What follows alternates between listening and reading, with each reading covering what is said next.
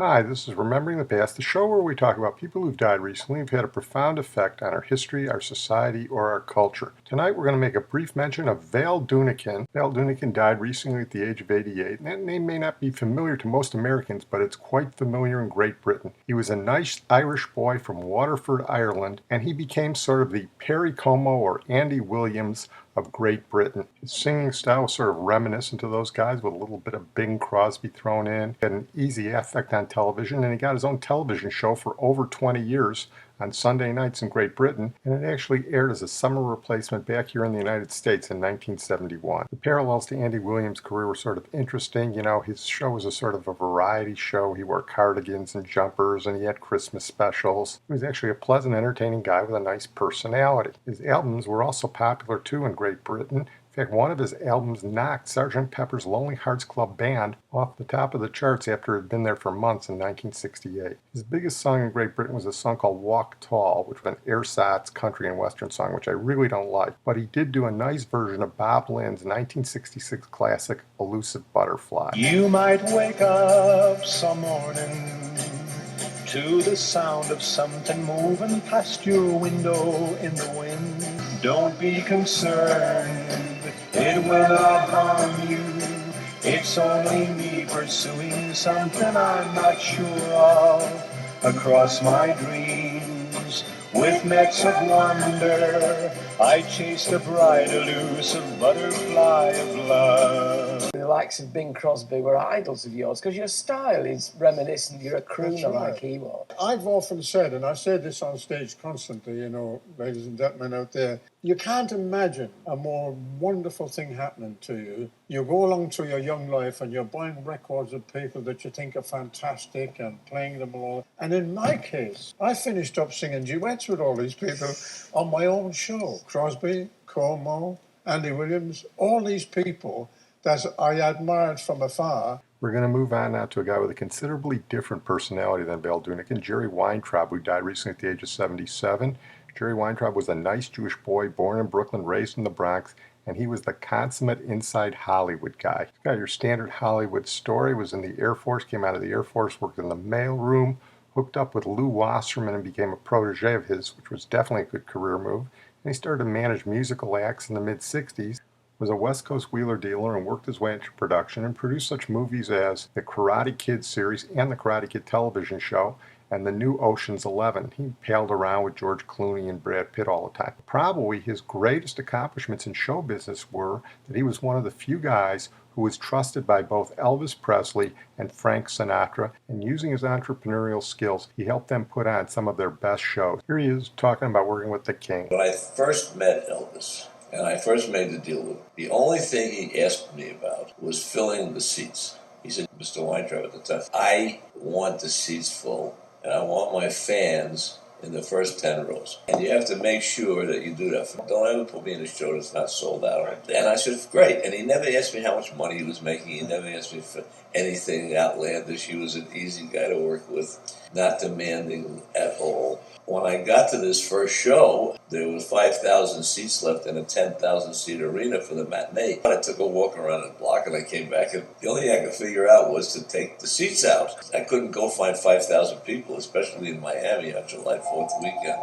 They're not there. So I went out and took the seats out. That was Elvis. Here's Frank. I was sitting talking to Sinatra. We were in the hotel. He was very, very unhappy. Didn't know what the hell he wanted to do. It was early in the morning. He was drinking and smoking at 10 o'clock in the morning. And I said, what's the matter with you? You're the greatest star in the world. What are you doing? He said, I can't do what I'm doing anymore. I'm at a place where I'm bored. I can't go down and do the same things every night. And I said to him, I have something for you. Because he was my friend, and I was trying to make him feel better. I didn't know what it was. I didn't really have anything at my fingertips. I knew I'd get something. I said to him, listen, Frank, we're going to do a concert live around the world from Madison Square Garden. He said, we've done Madison Square Garden. I said, yeah, but never live around the world. I said, and we're going to do it in a boxing ring. Now, I don't know where the hell that came from. Madison Square Garden, Sinatra, Jerry Weintraub, boxing. And I said, you're the heavyweight champ of singing. You should be in a boxing ring. We should have Cosell there. We should have a bunch of stars there. The mayor, the governor. It'll be great. He got all excited. He said, I love it. He forgot that he was depressed. And he said, let's do it this weekend. I said, we can't do it this weekend. I got to get it together.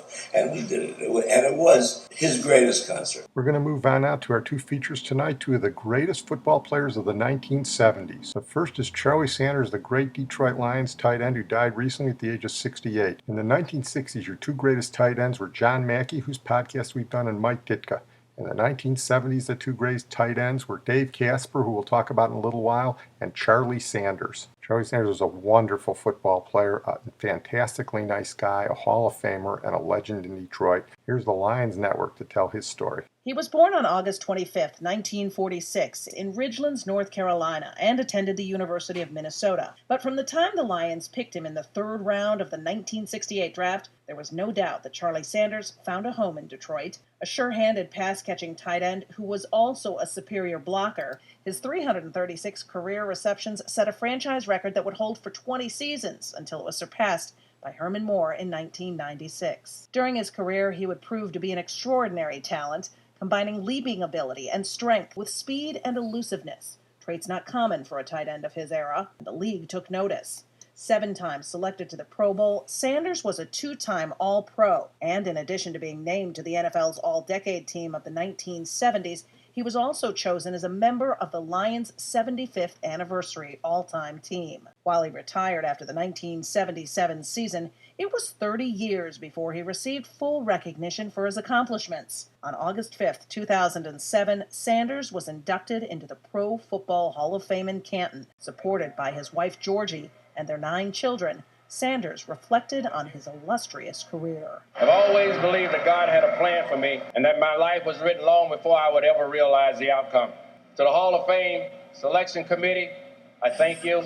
To the city of Canton, Ohio, and all the volunteers that have dedicated their time and their effort, I thank you. And I thank you for giving me the opportunity to share and take a look at my simple but memorable life. While his life on the field was all about receiving, his career after the game focused on giving. Sanders remained in Detroit working to improve the city he called home, teaming up with the Family to Family Foundation of Michigan and the Charlie Sanders Scholarship Foundation. Soon his work extended to the Charlie Sanders Foundation, and by July of 2012, he established Have a Heart, Save a Life, raising money for heart check programs for student athletes. This is where Charlie really thrived, not only saving lives, but helping to raise more than $300,000 for AEDs and routine exams. As a parent, having had so many children to go through sports and athletic without really realizing that a simple examination isn't always what it's made out to be, the kids weren't getting their heart checked. So I was fortunate from the standpoint that they were able to go through it. Once you witness something like this, it's a never-ending memory that sticks with you. In a profession where players, coaches, and executives come and go, Charlie Sanders arrived here as a rookie in 1968, and he never left. A proud member of the Lions organization for nearly 50 years, racking up numbers in a Hall of Fame career, broadcasting the team's games, working in the front office, and working in the community. Sanders loved his team, loved the city, and the city loved him back. We're going to move on to another one of the great players of the 1970s, Ken Stabler. This guy was one of my favorites. He was a wild-living guy, came out of Alabama. He was the quarterback there a couple years after Joe Namath. He went on to the Raiders, and he was just something else to watch. He was left-handed. He threw darts. He could pick apart any defense. And he was one of the best pressure players I ever saw, the Snake. The travesty, he's not in the Hall of Fame. He's the best player who's not in the Hall of Fame. And he was the second best quarterback, in my opinion, in the 1970s next to Roger Staubach, which means, yes, I think he was better than Terry Bradshaw. Here's Herman Edwards to talk about him. He was very calm under pressure. He always seemed to make big throws in big situations, and I can remember playing against Kenny as a young rookie player. I grew up on the West Coast, so I was a fan of the Oakland Raiders, and I can remember the first time I played Kenny. And as you know, if you know Raider history, he actually was the backup for Darryl LaMonica and George Blanda. He was also followed Joe Namath at Alabama. He followed a bunch of good quarterbacks, but when he came in the league, he was a left-hander. That was something unique as well, but the guy understood passing. He has some big moments. When you think about the holy roller play to Dave Casper, that changed the rule down in the red zone. Then he had to see a hands play to Clarence Davis against the Dolphins. 3 players were surrounded. He threw it up in the air and he caught it. He always made big plays. He was fun to play against because he was a pro's pro. He was very cool and calm in big situations, and he always seemed to make throws. John Madden used that word as well, cool. What made him Yes. so cool? He was the snake.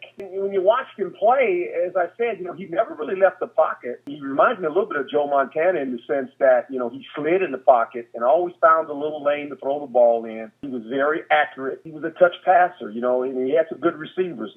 Obviously, Fred Biletnikoff and Cliff Branch, Dave Kasparez as tight end, and this was a good team back in the 70s, boy, the Raiders were rolling. When Kenny was that quarterback, it was fun to watch. You knew number 12. If they had the ball at the end of the game and you were playing against the Raiders and Kenny Stabler was the quarterback, forget about it. You're going to find a way to take that team down and score. The Snake came off as a good old boy who liked to party, but he was a perceptive guy and a great interview. Here he talks about the Raiders teams he was on. My favorite memories are 10 years of winning with the Raiders. The reason you can win is because of playing four great people like John Madden and ownership and Al Davis, and playing with a great cast of players, Hall of Famers, Freddie Biletnikoff, Dave Casper, Art Shell, Gene Upshaw, Ted Hendricks, Willie Brown. Bunch of great players, great coach, great ownership, great franchise. Make good decisions, get the ball in the hands of playmakers, and that's what we tried to do for 10 years with the Raiders. It's a great opportunity, that you have to come and play ball for a long period of time, to win with a great team, win with a championship, and you get to relive it every day with some fan that will come by and ask you about a particular game or ask for an autograph or mention a player that you played with. It's a blessing. It's fun. The thing that sets Mr. Davis apart from other owners is he comes from a coaching background. He was a coach at the Citadel, a coach at the University of Southern California, first head coach of the Raiders. He has a coach's mentality, really understands the game, understands personnel, and you can't ask to play for a better man who knows the game the way that he does from an ownership level. We all had a lot of confidence in each other. John had a lot of confidence in us. I played in an era when quarterbacks called their own plays, and John basically just pitched the playbook to us, said, go play. Let us do whatever we wanted to do. And that gave you a lot of confidence, knowing that John had that kind of confidence in us. And then when you play behind that offensive line that I played behind, you throw the ball to those great players, you can make some noise. And here's a great interview we did with the University of Alabama. When you look back over your career at Alabama and some of the things Coach Bryant would do, was there any time he had to really discipline you or really get after you? Well, there's a lot of them. I mean, he suspended me from school for not conforming to his rules, and it's simple as that. And it makes everybody see that nobody's inexpendable, and no matter who you are, what position you play. And he disciplined me at a time when I probably needed it more than any other time. Very young and made some bad decisions. It turns out to be a pretty good professional career. I probably would have thrown it all away if it had not been for Coach Bryant, but he saw something good in me and grabbed me by the back of the neck and kicked me in the butt and straightened me up. You go up there, you're 18, 19, 20 years old, and you've got this man who is bigger than life. I mean, every time he walked in the locker room or walked in the dorm, you stared at him and watched him walk by. John Madden was more like a big brother, more like a friend, more like that kind of guy that you could talk to. And totally different styles of coaching, totally different people, totally different personalities, both very, very successful, both with their own motivating styles and communicating styles. I learned a lot from both. Those great Raider teams. You were loose, but yet you were successful. Why was that? I think talent. I mean, it's simple as that. And I think John Madden has a lot to do, not with the talent, but the way that he handled all the personality, all that group of crazies, that group of renegades. I mean, the Super Bowl to our gang was no different than a regular season gang. Very loose group. We had a great deal of fun down there, and John let us have that fun. No curfews for the first 4 or 5 days that we were in Pasadena. We kept practice loose, fun, and as a result, we played well and won. You've certainly lived a fast life. Any regrets? I can't second guess that. I had a great deal of fun. I don't think anybody was hurt out of any of it. I look back on my career, played with a great football team, had some success as a football player, and the lifestyle that I led, I'm not going to second guess it. I had a great deal of fun and produced on the field, and no, I don't see how to change anything.